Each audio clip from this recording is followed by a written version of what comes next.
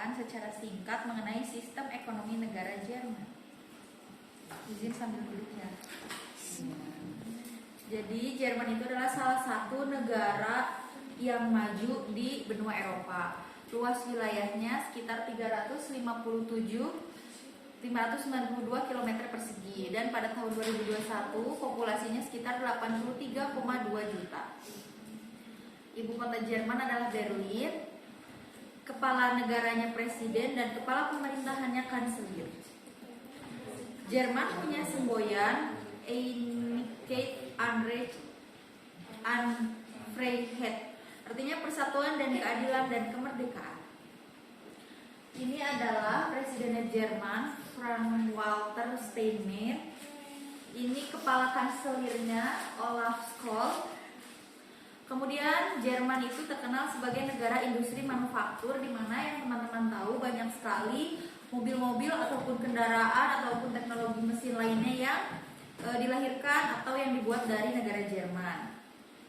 Selain dia terkenal dengan industri manufakturnya, Jerman juga terkenal memiliki sejarah masa lalu yang kuat. Ini salah satunya adalah tentang tembok Berlin yang memisahkan antara Jerman Timur dan Jerman Barat.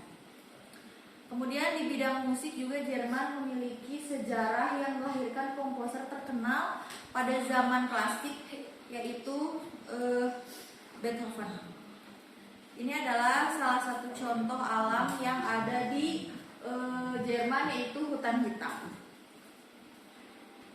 Nah, di sini ada 3 produk Jerman. Mungkin yang teman-teman sering lihat atau di jalan ketemu dengan Volkswagen atau yang sering kita sebut dengan mobil kodok. Terus Nivea juga, hand body. Mungkin teman-teman yang menggunakan Nivea ini berasal dari Jerman dan Adidas. Adidas kan Nah, kemudian ini sistem ekonomi pasar yang dianut oleh Jerman itu adalah gabungan antara kapitalis dan sosialis, karena pemerintah di Jerman itu ikut turut serta dalam bidang sosial rakyatnya gitu. Jadi sistem ekonominya gabungan, sehingga menciptakan kesejahteraan bagi masyarakat dan persaingan yang sehat dalam pasar modal. Kemudian di Jerman itu perekonomiannya sangat terbuka karena Jerman juga sebagai negara ekspor yang kuat, jadi mereka juga terhadap dunia perdagangan itu sangat terbuka. Kemudian pendorong utama ekonomi Jerman selama ini adalah mobil dan mesin yang menjadi komoditas utama ekspornya.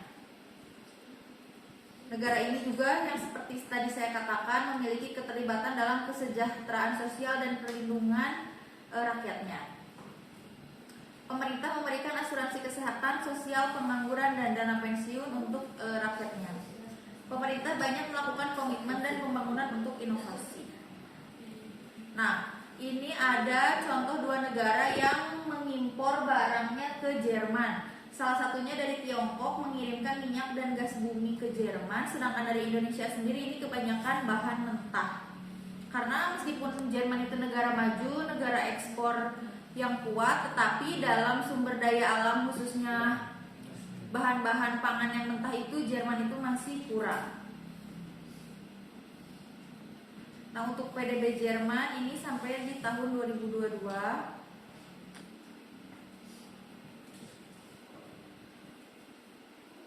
ini neraca perdagangannya sempat turun di 2020 dan 2022. Sebelum ada yang nanya kenapa turun, kalau pada tahun 2020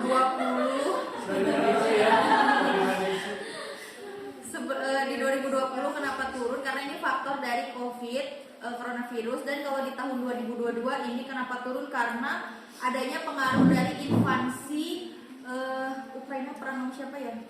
Nah, Rusia, ada pengaruh dari situ. Jadi neraca perdagangannya itu ekspornya kan itu mobil ya, komoditas utama ekspornya itu ada kenaikan biaya ekspor, namun penurunan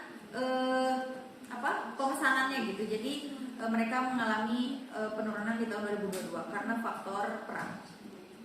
Kemudian ini ekspornya di tahun 2020 juga ada penurunan ya karena COVID itu. Impornya juga sama. Inflasi juga seperti yang teman-teman bisa lihat ya, rata-rata di tahun 2020 mengalami penurunan. Oke, sekian presentasi dari saya. Terima kasih. Wassalamualaikum warahmatullahi wabarakatuh. Waalaikumsalam.